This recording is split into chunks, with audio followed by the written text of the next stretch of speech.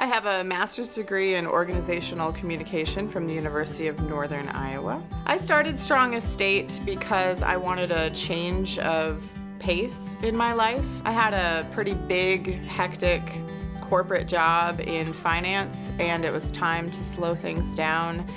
What started out as a small little side hustle from my laptop at my kitchen table has grown into a global presence where I work with thousands of clients from across the world. I have an office, I have a studio. I'm very fortunate to have a staff.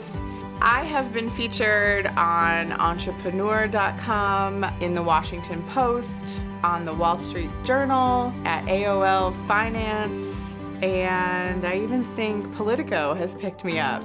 And if you had rewound my life to 2012 and had said to me that someone was going to be interested to feature me as a freelancer that others would want to model their careers after, I would have said you were crazy. I truly am blessed.